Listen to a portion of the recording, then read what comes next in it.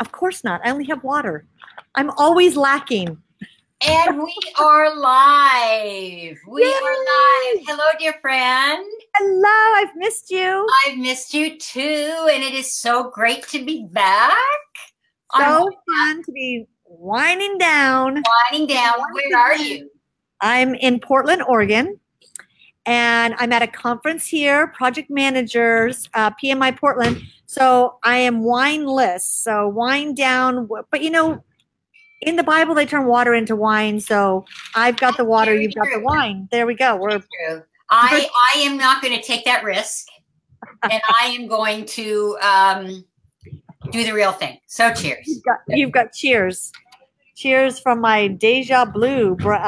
It's a good year. It was a good purified water year. How was your summer? Well, of course, my summer was crazy busy because we had a wedding. Bailey got married. I'm trying to remember when was our last show. In June. In June. So yeah, so we had Bailey's wedding and then and of course Taylor had her baby, and so we've just had a busy summer of traveling and then working and fun stuff. How about you? You had a lot of adventures. We had a lot of adventures this summer, traveling and friends and all kinds of celebrations and things like that. But now it's September.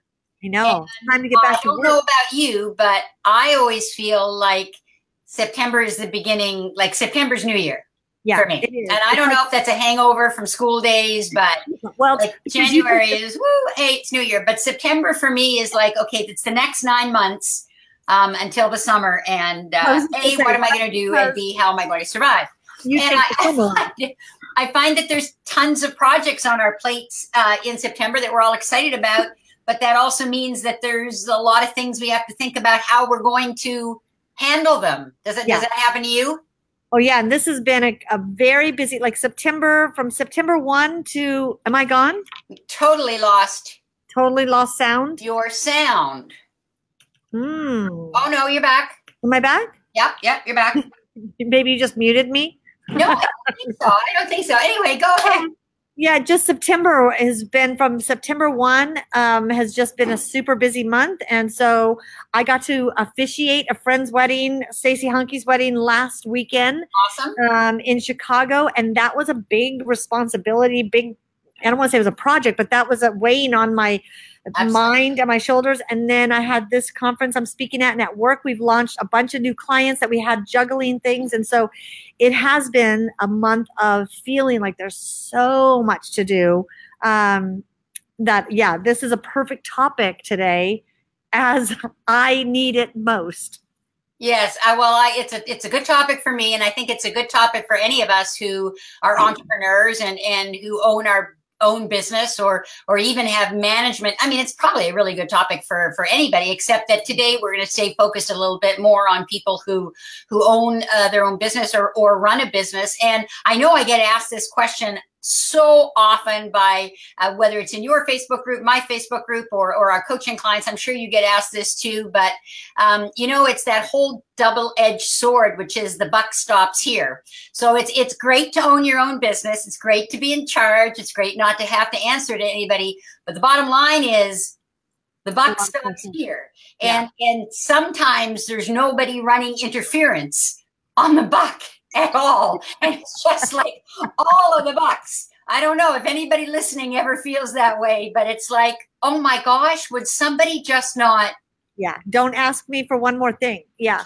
Catch one of those bucks while it's running towards me. And just, I would love to not even have to think about it. And it's not that we don't have great people. You and I both have great people we work with, and you're part of the great people we work with, but it can be overwhelming and exhausting.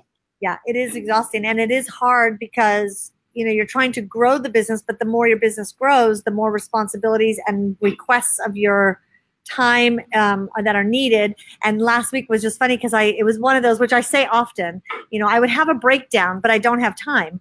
I had no time to have a nervous breakdown, but I really needed to schedule one last week because we had a website that we had to get launched, and we had all these things that were people needing me to be on calls and needing me to be part of things.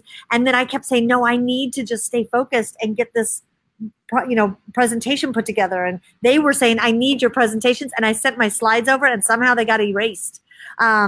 And I didn't make another copy. So then I was like, oh my gosh, all my slides have been deleted. And so I had to rebuild the presentation and had all these things. So it was one of those I was going, okay, can the buck just move on to someone else? Yeah. Yeah. And I know you and I were chatting a little bit earlier before we went live about what are some of the coping strategies that we have for that. And I'm sure everybody, and I hope if you're listening, and even if you're listening to the recording, don't forget that people go back, they watch the recording and they look at the comments. So even if you're listening to the recording, you can throw your comments in there, because I'm sure that everybody listening, and Gina and I would love to hear about everybody's coping strategies. So for example, when I hear you talk about those slides, and we're going to talk a little bit about choice later, I have a policy that I don't send mine. I usually don't, and that's a good reason why. And it does add pressure, and so there are things, and particularly if you've been around for a while and you have a reputation as you do, it's just we say that's not our policy.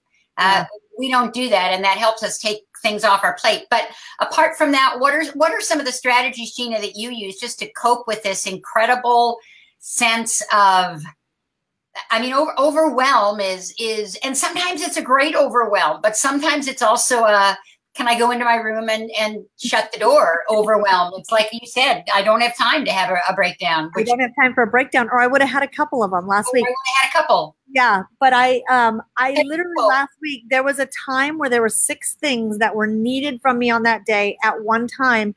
And the only thing I can do is I have to compartmentalize. And so I had to look at last week going, I have a wedding that I have to focus on. So I can't look at anything else. So they were needing my slides again. And I said, I can't send them. Yes. I won't be available to even look at rebuilding them until Tuesday. So I had to just shut that door on that request and that task, because I knew I had to focus on what the task and I think just putting that, boxes around everything, and then you move the boxes. Which one is most important right now?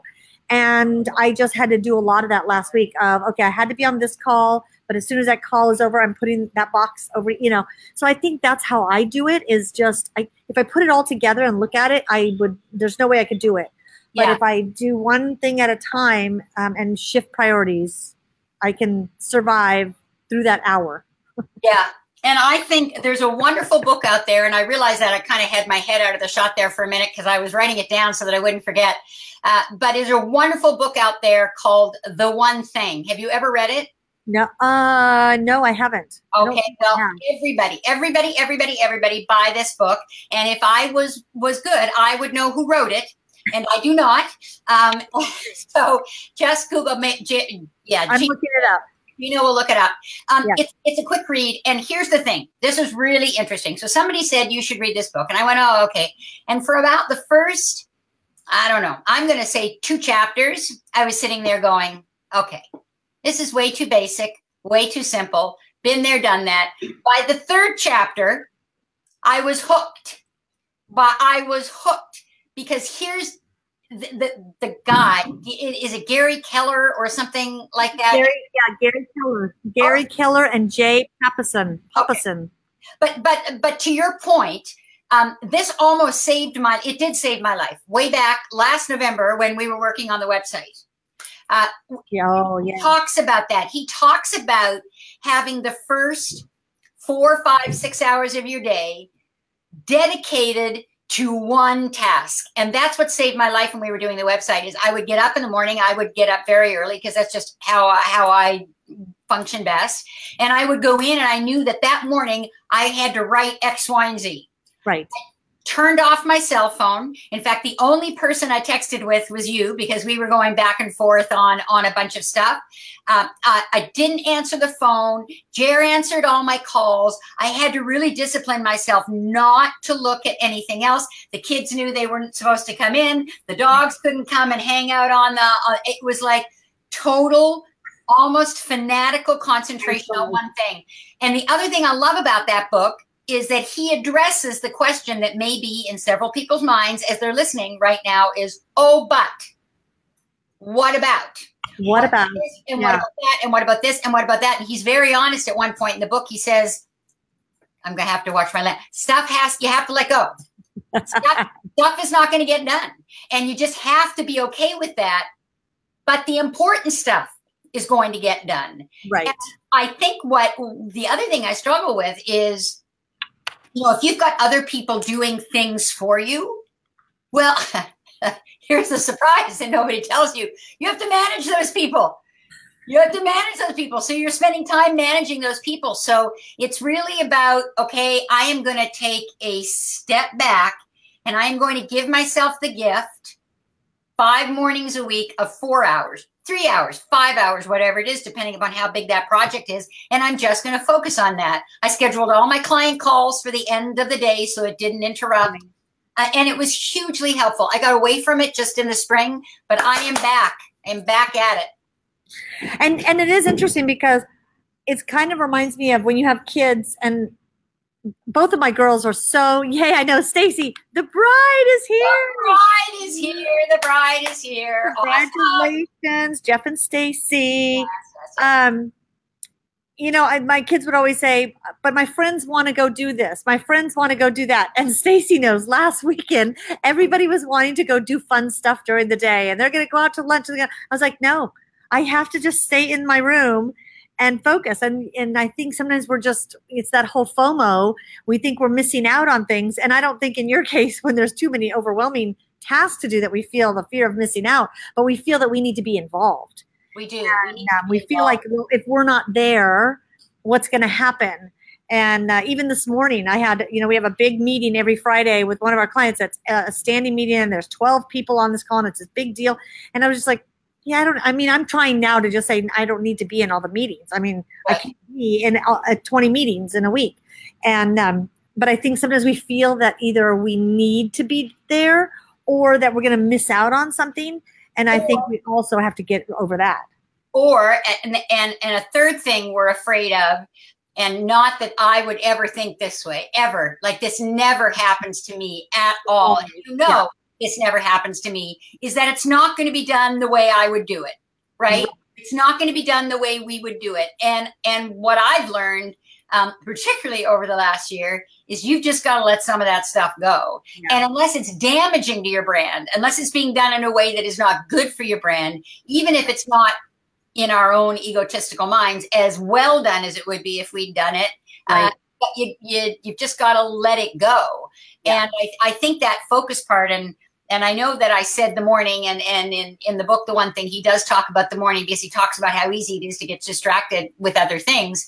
Somebody listening may find that it's the evening or late afternoon that is their prime time, and that they're able to take care of a bunch of details for a couple of hours in the morning or 3 hours in the morning and go off and then do their focus time in the afternoon. I think another strategy, and Gina, I think you and I have talked about this one too, is when we feel overwhelmed, is to change location. Like, right. Go to Starbucks or go to some place back where away, where we're not faced with all of the things that remind us of all of the things we need to do. Yeah. And I've even found, like last week, I would go to different, so I have like my outside where I'll sit and work outside, and then I'll go in the upstairs. I have a little patio upstairs. I'll go sit there for a couple hours. And I feel like if I can do a task and then move locations, that does help. Yeah.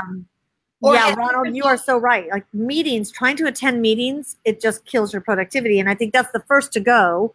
Even though everyone else feels like you need to be there, it's like, no, I don't need to be there. I can't being there. But I think the morning ritual thing, and you and I have talked about this, for some reason, when I'm in Arizona, I can very easily say the first hour, I'm not even looking at my phone. I get up and I feed the dogs and we go for a walk and we come home. Then I kind of get into that routine. I sit down, I have quiet time. For some reason in Colorado, I don't seem to have that same routine, and I can't pinpoint. The weather can't be my only excuse, but I do feel like creating a ritual in the morning and protecting it and guarding it does help you just get centered to start the day when you're in that overwhelmed mode. Well, that was one of the reasons why when I started, because I have never necessarily been a morning person, but when the whole website thing happened last year, and the only way to do it was to get up and be in my office by 5:30 in the morning. And I actually ended up very quickly loving it because I was up before everybody else was. There was no noise. I'd grab my coffee, go down into my writing space, and I was there. And by 11:30 in the morning, like I had 6 hours of my day done. Yeah. Right. That was huge, with no distractions. So pure productivity. So I don't think either of us are saying that's necessarily the only way, but I think what you started was this.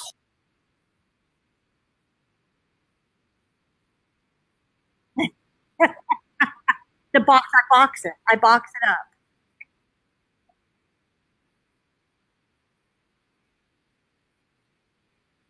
I know. I want to hear what people are saying as far as what do you guys do when you're in that overwhelmed state and you've got a lot to get done? How do you deal with that?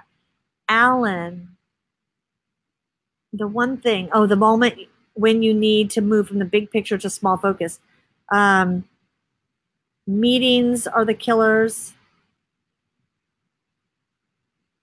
I'm not seeing all of the comments, but that's all right. Hopefully you're seeing them. Oh, did we lose Toni?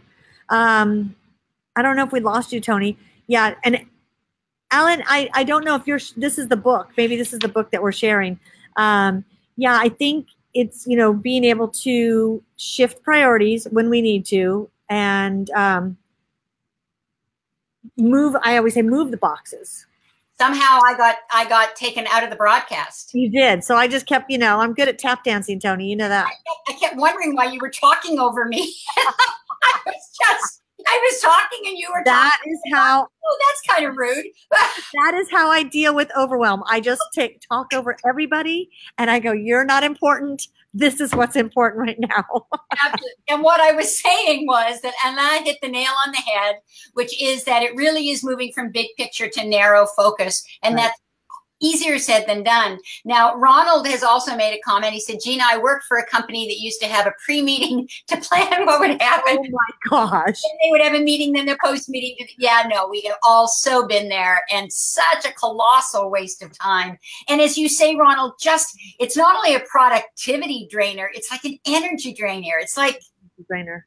What? Well, and I think questioning every meeting you get invited to or people think you need to have, question that. And I think it's great because we actually have this client we're working with where he's been in business for years, like 35 years. And he said, you know what I want us to do? I want us to scrap the way things have been done. And I want us to all have the permission to say, question everything. Like, why are we doing that? Why are we sending out 3 emails a month? Why are we having this meeting to discuss this? Why are we having this meeting? And that, I think we all need to do that, is question even the activities we busy ourselves with during the week. I have to get this done, or I have to go to question everything when you're in that overwhelmed state. Now, I am also, though, going to be a little devil's advocate here, which is that I agree meetings can be a great productivity sucker. But I also think we tend to use email too much for things that if you picked up the darn phone, or in this day and age, you have a text or you have a Facebook FaceTime call or whatever it is, could be handled in 2 minutes, but instead take 3 days to sort out because people are putting way too much complicated stuff in emails, and then other people don't understand. There's misunderstanding. So the only pushback I would have is that meetings don't need to go on for hours, but sometimes 5 minutes face to face can remove so much overwhelm as opposed to an issue staying in email mode for days, and then people still misunderstanding. Which I think you need to know, what tools do you have at your disposal, and as far as tools go, I mean, we use Slack a lot on our team, which I always say, I want everything in Slack. Don't email me because my email is too overwhelming to me to even open. I've been trying to just open that twice a day instead of having it ping. But then we use Zoom. So, you're a big Zoom fan, Zoom meetings. But then you and I have discovered, and on our team, you can just click the video, and you're on Facebook back and forth with somebody about something. Just click the video and do a quick call too. So there's so many tools you can use, but I think you're right. That could help with eliminating some of the overwhelm. And I also think the thing that has been really valuable for me is scheduling all my calls at the end of the day. So that's really smart. They don't ever, anybody, and it doesn't matter who they are. It's like, it's non-negotiable. My time available for calls is after 3 p.m. Eastern Standard Time. That's good. And that's it, because up until that time, that's my privileged time to focus, or as Alain says, do the narrow focus. You can imagine if I'm at work at 5:30 and I've got till maybe 2:30 to focus on a project, I can get a lot of stuff done, and there are no interruptions. Now, if so a the key is can't fit into that, I'm obviously going to make an exception. But those are. I'm going to move to Hawaii and then have that same policy. None of my meetings will be until after 3, which will be past everyone else's workday, and so we won't have any meetings. No meetings. There's a solution. So I did. Well, and Ronald says, I think this is also a great comment. You can't see emotion or sometimes fully understand what is being said. Oh, that is, I am so a face-to-face person, even if it's face-to-face via technology. In fact, we did a video call about Zoom. Oh yeah, I love Zoom. We did a video call with a prospective client this morning, and we were actually with 3 of them, and I was talking away as I usually do. And we were able to say at one point, we looked at them and they were all kind of like, and I said, I don't know. I'm trying to understand. I'm trying to read your facial expressions. And I laughed and I said, I have no idea what you were thinking. Are thinking, well, just me saying that. Yeah. Kind of, you know, it broke the ice. And then one of the women started to explain. So whereas I thought maybe I was not hitting the mark, she said, you've given us so much to think about that I think all of us are just sitting here going, okay, that could work and that could work and that could work. So Ronald, I think you hit the nail on the head. That ability to interact with somebody face to face, even if it's over technology, is huge. Yeah, that is huge. That is huge. I did want to share, because we're about 10 minutes out. I did want to share, I told Gina I wanted to share 3 questions that I think are essential, critical questions that we as entrepreneurs should ask ourselves on a regular basis. And it came up from all of these questions I get from my clients, from my coaching clients, entrepreneurial clients, about this overwhelm. And, you know, I wish so-and-so thought more like me, and I wish so-and-so would get the job done. And, oh my gosh, does the buck always have to stop here? And so I'm going to throw these 3 questions out. And if anybody wants to talk about them more, we can certainly do that in either or both of the Facebook groups. But think about this. Question number 1 is actually fairly straightforward. And that is, what is it that you want your business to achieve? So that's fairly straightforward. We're used to that question. Yeah. What is it that you want your business to achieve?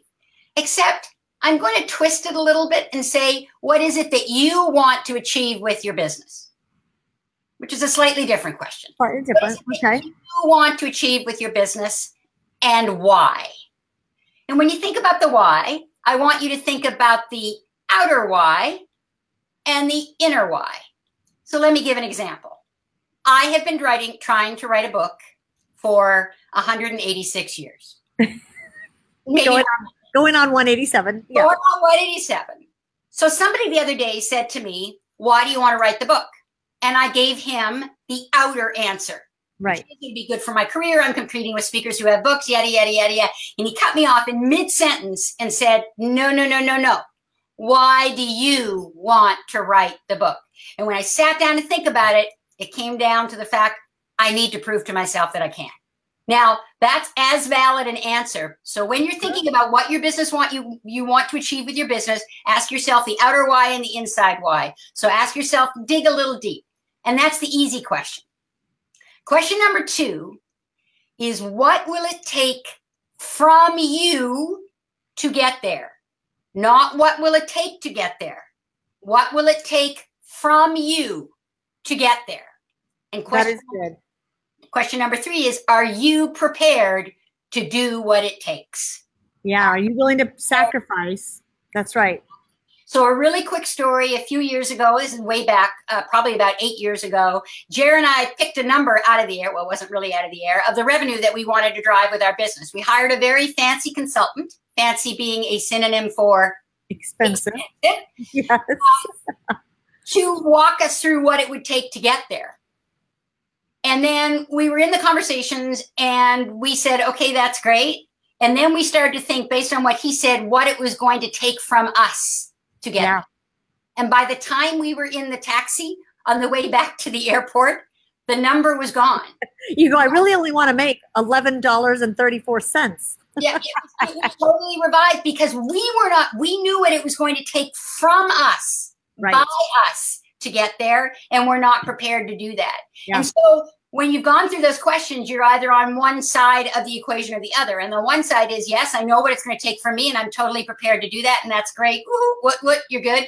On the other side, you're going, oh my heavens, I've realized what it's going to take from me, and I'm not prepared to do that. In that case, you have the choice. That's right. You have the choice. That's why it's called your business. You have the choice. You have the choice about what you do, how you do it, where you're going to do it, when you're going to do it, how much you're going to charge for it. And you have the choice about how much you're prepared to give to it. And those are the honest conversations we need to have with ourselves, whether it's our health, our family, or just really our quality of life. You have the power to choose. And frankly, I think if we go back to the beginning of this conversation, so many of us get caught up on the mouse on the wheel.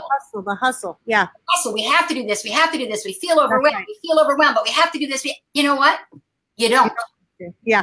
And sometimes we think, I need to double the revenue of my business. I need to double. But if we sat down and said, what amount of money do I need to live the life that I really want to live? Yes. And then now I look at my business perhaps differently. And, you know, like you said, you have to really evaluate what is it? Why are you wanting to do that? Because sometimes we compare ourselves and our businesses to somebody that is literally hustling and grinding 24/7, and we go, well, what have they sacrificed for that?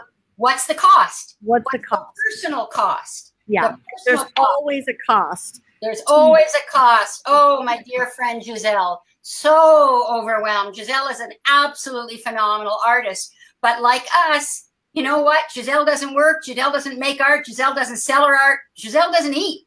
She doesn't pay the rent. And that is what is so overwhelming, is we essentially, back to the beginning of where we were, the buck stops here. And that's what gets it. But we may feel like we don't have a choice. Yeah. But I can choose. Sure we can. We always have a choice. Kirk reminds me of that all the time. Kirk always says, then retire. Yeah. Retire. And because people have said that to me lately, and if the answer is no, it's probably not because you can't retire, although that could be the answer. You need to look at the inner answer. Right. The outer answer is, oh, maybe I don't have enough money in the bank. The inner answer about why you don't want to retire could be equally as valid, but it's probably not the same answer. Right. And it's probably driving the decision. So hard questions. Those are really great questions. We need to put those in. Well, put them in the description. I will. I will put them in the description. And I want to hear the discussion. I know the shows were winding down already. And I know, and I'm going to have to evacuate this room because they're setting up for the next breakout session here. Well, and speaking of evacuating, I know we're just back. Oh yes. Next week. It just so happens that Gina and I are going to be together somewhere at an art retreat. Winding down. Where neither of us will be available at any time on Friday. So we may not show up at the expected time, but I would keep an eye on your Facebook. Yeah, because what I'm thinking, Toni, that we should do is we can let's take a topic and we can pre-record something so it can be at this time. But I know, but then we can do that. Oh, Toni, we can make anything happen. Have camera, we'll travel. But then we can maybe do a spontaneous what we learned from the event like we did last year, which was really fun. Well, we'll do. We will show up somewhere. We will. Yeah. We will be back. There will be wine down. Actually, next week there will be wine. There will be wine. Yeah, here I am at this conference. I don't have wine. So next week there will be wine. That's the topic for next week. There will be wine and lots of paint. Yes, there will be wine. Giselle says, oh my God, an art retreat. And yes, with Seth after Giselle. It's my third with Seth. Gina and I have done 2 with Seth. It is like, woohoo, I can't wait to tell you all about it. And this is Ron's idea. Ronald's idea for next week is the best. How about playing a best of Toni and Gina? I think we're going to sing. You know what? We're going to record an album, and it'll be the best of Toni and Gina's singing for next week. That's what you'll get. We could do audible original content the best of Toni and Gina. And Jim, so nice to have you back. Are you someplace exotic? Because I think that's where you were going. You were making all of us jealous that you were going somewhere exotic. So I'm soon you're somewhere warm. We're excited to be winding down with you guys again. And every Friday we will be here. And yeah. New time, new bat channel, new bat channel. Any topics you want to talk about? Not that Gina and I are going to run out of things we want to chat about, but if there's anything you specifically want us to address, just throw it either into the DIY Social Facebook group or Influential Innovators, or both. Yeah, or both. Because when it comes to this show, the buck stops here. So, and on that note, I'm going to be bucking into. I'm doing another interview in the ballroom. Have a great weekend, everybody. We're so excited to be back. Lots to share with you over the next few weeks and months. We love being here. Bye-bye. Oh, Jim is here too. That's so cool. Okay, bye guys. We'll see you next week. Bye everyone.